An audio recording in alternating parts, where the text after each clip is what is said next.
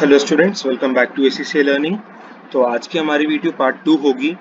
अभी तक हम लोगों ने चैप्टर 2 में ये पढ़ लिया कि प्राइमरी डेटा क्या होता है, सेकेंडरी डेटा क्या होता है और सोर्सेज ऑफ डेटा क्या होते हैं। अब आज हम लोग अपना आगे का टॉपिक स्टार्ट करेंगे, journal economic environment. Economic environment में बता दूं क्या होता है कि जो भी इकोनॉमिकल चेंजेस आते हैं हमारे आसपास, बीट वो गवर्नमेंट लाए, वो नेशनली आए, वो इंटरनेशनली आए, ये सारे इकोनॉमिक चेंज हमारे बिजनेस को कैसे इन्वायरमेंट को अफेक्ट करते हैं। तो economic environment will have an impact on cost and revenues of a business both nationally and internationally.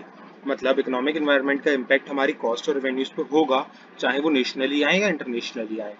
The impact of changing interest, exchange rates, inflation, general economic activities will impact our business objective activities and profitability of the business।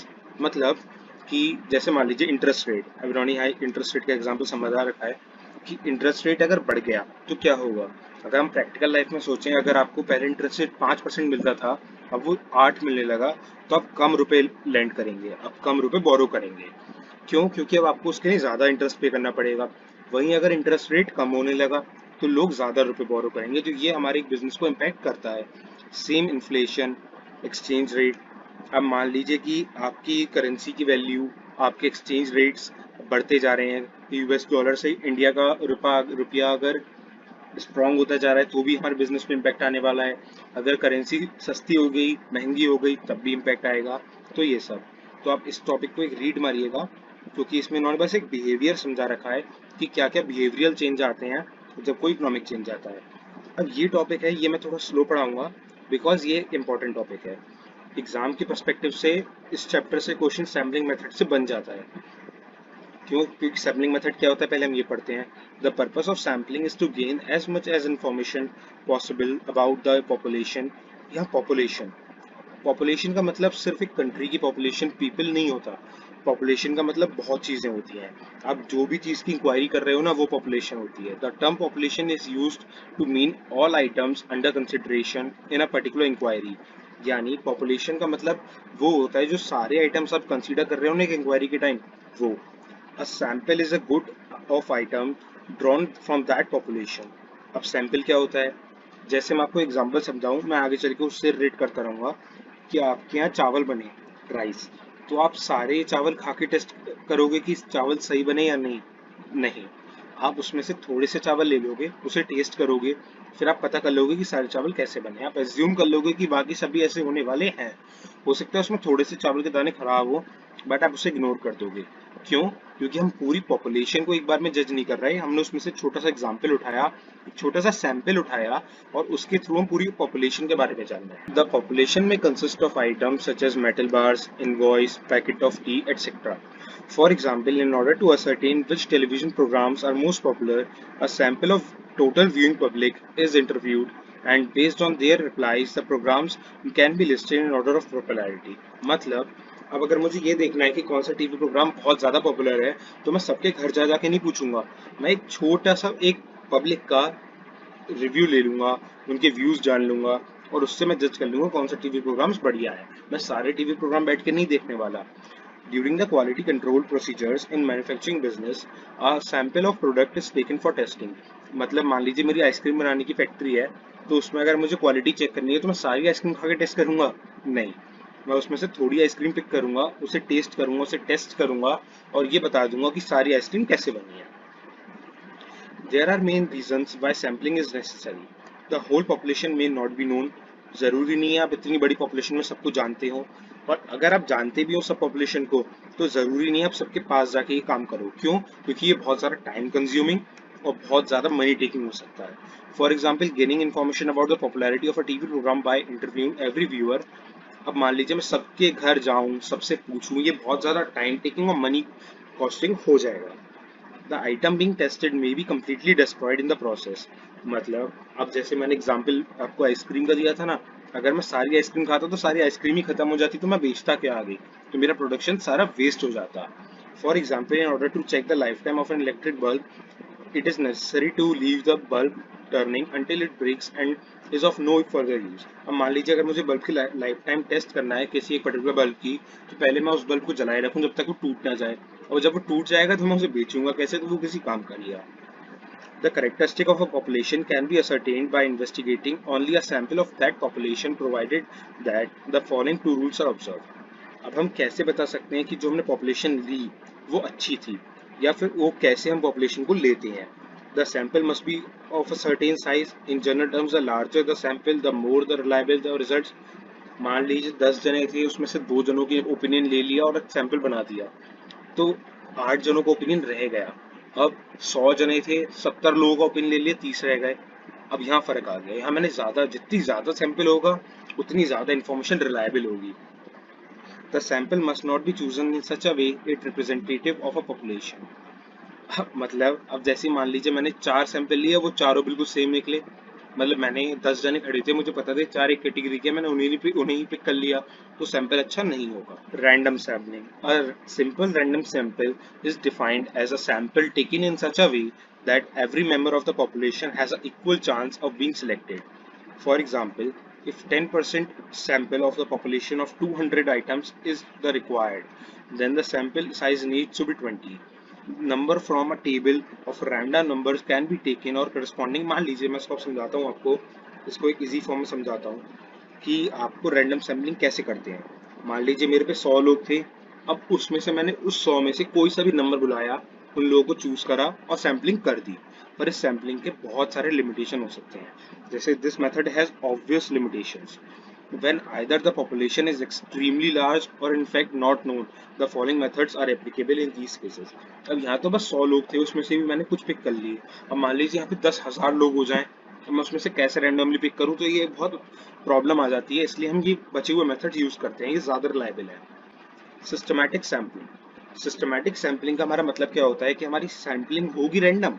Sampling हम सारी random ही करना चाहते हैं जिससे results हमारे more reliable आए, पर अब हम उसे सिस्टम में ब्रेक कर देंगे. जैसे फॉर एग्जांपल हमारे पास 50,000 आइटम्स थे और हमारा सैंपल साइज 10% के हिसाब से कितना बना, 500. तो अब हमें रिक्वायर्ड है कि 1 से 100 के बीच में हम कोई भी एक नंबर सेलेक्ट कर लें. फॉर से हमने 50 नंबर चूज कर लिया, 50. तो अब हम इस मेथड में क्या करते हैं, हम nth टर्म की फॉर्म में चलते हैं, यानी 50, फिर उसके बाद 150, फिर 250, फिर 350. यानी हमने जो एक 100 की कैटेगरी बनाई थी ना, ये 1 to 100, अब जब तक 50,000 की कैटेगरी पूरी नहीं हो जाती, हम 50 लेते हुए चलेंगे, 250, 350, 450, 550 ऐसे करके. तो ये एक रैंडम सैम्पलिंग बट एक सिस्टमैटिक वे में आ जाती है. बट इस सैम्पलिंग से भी एक प्रॉब्लम है. मान लीजिए इन्होंने केस दिया है कि हमारे पास ये सारे केसेस थे, सही है, ABCDE. मानते हैं कि E हमारा सेम ओपिनियन वाले लोग हैं. अब मैंने तो सिलेक्ट करा था 5, तो भैया अब तो दिक्कत हो गई, मेरी सारी सैम्पलिंग एक ही तरीके की आ जाएगी. तो इस चीज को भी और अच्छा करने के लिए हमारे पास आती है स्ट्रेटिफाइड सैम्पलिंग. स्ट्रेटिफाइड सैम्पलिंग क्या होती है, ये ग्रुपिंग वाइज सैम्पलिंग होती है. मतलब अगर आप उसको पढ़ेंगे तो आप थोड़ा कंफ्यूज हो जाएंगे. जैसे the sample size of each layer is proportional to the sample size of the layer. मतलब जैसे a sample of 200 people is required to investigate the habits of relation to age. अब हमें 200 लोग रिक्वायर्ड थे एक एस्टिमेट निकालने के लिए, तो 20% ऑफ पॉपुलेशन आर ओवर 60. अब हमने यहाँ क्या करा, अब ध्यान से देखें तो हमने इन्हें परसेंटेज वाइज बांट दिया. The sample of 200 people there should be. अब हमारा सैंपल कैसा हो गया, अब हमने बोला 20%, तो 20% ऑफ 200,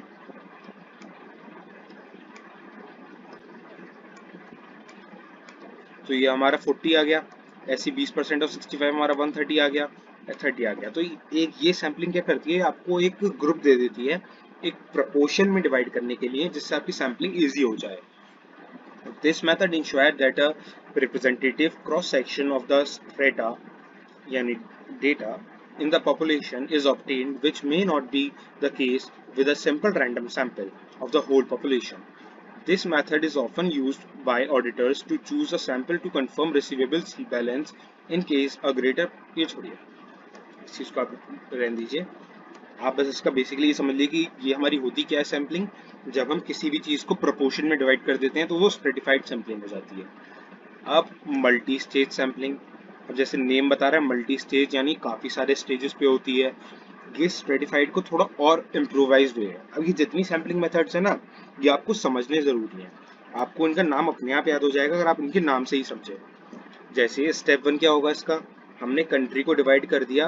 अब इन्होंने इसको इनटू एरियाज में कंट्रीज इसने लिखा है कि यूके की पब्लिकेशन है, तो वहाँ कंट्रीज बोलते हैं, हम स्टेट बोलते हैं, वहाँ काउंट्रीज बोलते हैं ना।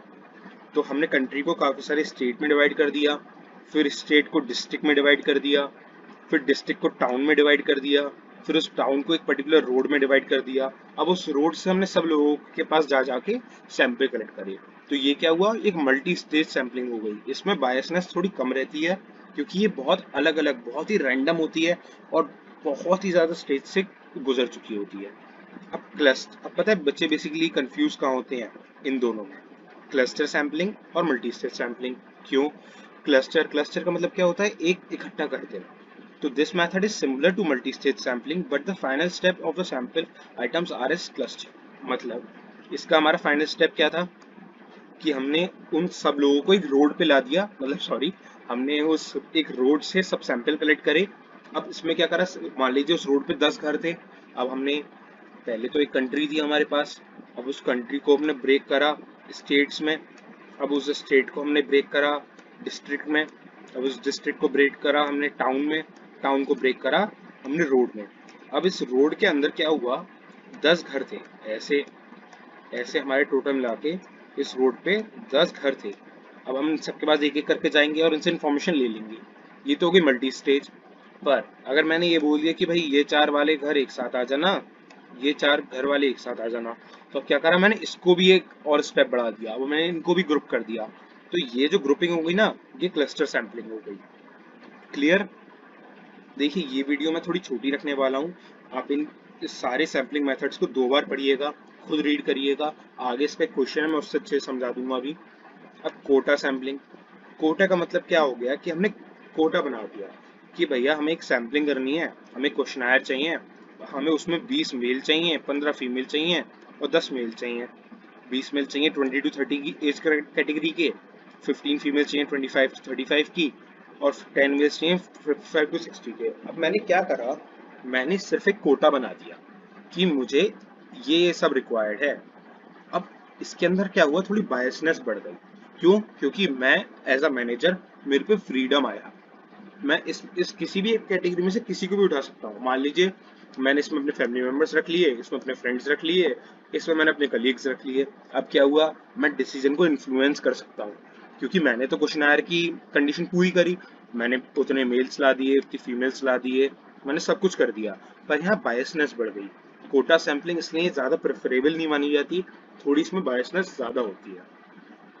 Sampling method compared। अब ये क्या हुआ, the objective of a sample is to collect data upon which an opinion can be formed। अब हम सैम्पलिंग करते हैं जिससे हम अच्छा डिसीजन ले सकें, and a conclusion drawn in respect to of a population of which the sample is representing। अब हम मान लीजिए मैंने सैम्पलिंग करी थी कि कौन लोग मेरे आइटम से खुश हैं, तो अब मैंने क्यों करी, जिससे मैं डिसीजन ले सकूं कि लोग क्या चाह रहे हैं, मेरी पॉपुलेशन मुझसे क्या चाह रही है, और मैं अपने डिसीजन ड्रॉन कर सकूं कि मैं सही जा रहा हूं या नहीं। Ideally, the sample would be chosen at random and would be large enough so as the representative of the population।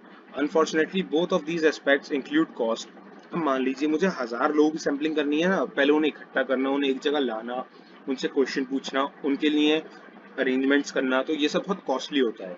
अब ना इसके बहुत सारे मेथड हैं जिससे हम लोग इसको ऑल्टर कर सकें, पर अभी हमने क्या पढ़ा कि जैसे इसके सारे ऑल्टरनेटिव हैं, उनके कुछ नेगेटिव एस्पेक्ट भी हैं कि systematic planning should not be useful if the population follows a repetitive pattern. मैं जैसे बताया कि मान लीजिए 5 लोगों के हमने स्ट्रेटिफाइड में करा था ना कि हमने रैंडम नंबर सेलेक्ट कर लिया, तो अब 5 लोगों का ओपिनियन सेम हुआ तो मेरी डिसीजन इन्फ्लुएंस हो जाएगा।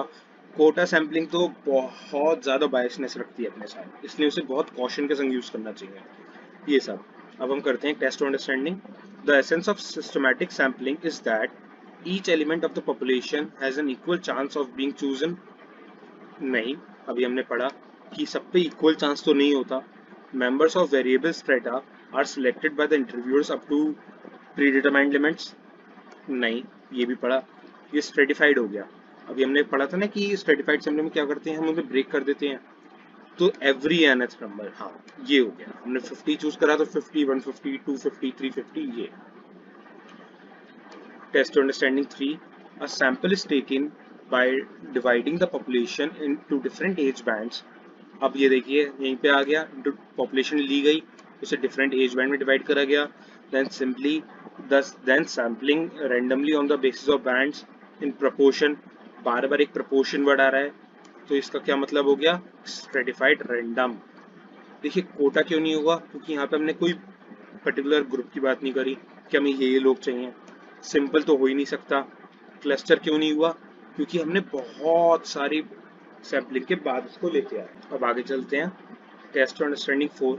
A large company wants to survey the opinion of employees using cluster sampling. Which of the following method should be used? अब एक कंपनी है, उससे बहुत सारे एम्प्लॉयज का सर्वे करना है, बट क्लस्टर सैंपल से। अब हमें गिवन है, अब हमें बताना है कौन सा मेथड होना चाहिए। Staff are randomly selected from each department in proportion to departmental size. देखते हैं। Staff are selected from the list of employees taking every nth name. नहीं, ये हमारा स्ट्रेटिफाइड हो गया। A sample which is representative as possible of the composition of the staff in terms of gender, age, department is taken by stopping appropriate staff in the corridors. नहीं, ये भी नहीं हुआ। One department is selected and all staff in that department are surveyed. Yes, हमने क्या पढ़ा था कि फाइनल स्टेज में जो डिपार्टमेंट आ जाए, अब उसके भी सब स्टाफ वाले को एक साथ सर्वे करा जाए। Test understanding 5। अब हमें ये बताना है कि इन सबको किस ऑर्डर में इन्होंने रखा है। तो ये पढ़ते हैं। One city is choosing at random from all cities in the United Kingdom, then the electoral registrar is used to select as 1 per 1000 sample. तो ये हमारा क्या हो गया, मल्टी स्टेज सैंपल। क्यों, क्योंकि काफी सारी स्टेजिंग हो गई। Name pick from a hat, बिल्कुल सिंपल रैंडम, ये हो गया simple random. Every 10th person is choosing, ये हमारा पता चला स्ट्रेटिफाइड है। One secondary school is in the town is selected at random, then every pupil in that school is surveyed. यानी यहाँ तक तो ये मल्टी स्टेज हो गया। अब इसके बाद हमने एक और स्टेज ऐड करी तो हमें क्लस्टर हो गया। 1 person in 10 is chosen from alphabetically list।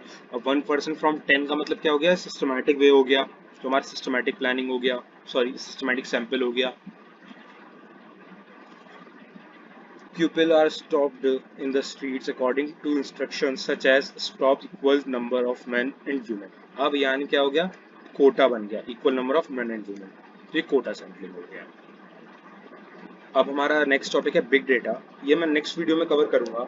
मैंने आपको जैसे पहले बताया कि सैम्पलिंग मेथड्स आपको आने ज़रूरी हैं, तो आप इस वीडियो को दोबारा देखिए, समझिए, खुद रीड करिए, क्वेश्चंस करिए। अगर आपको उसके बाद भी कोई प्रॉब्लम आती है तो आप मेरे को बताइएगा, मैं उसे सॉल्व करूंगा। Thank you for watching my video. Stay home, stay safe. Goodbye.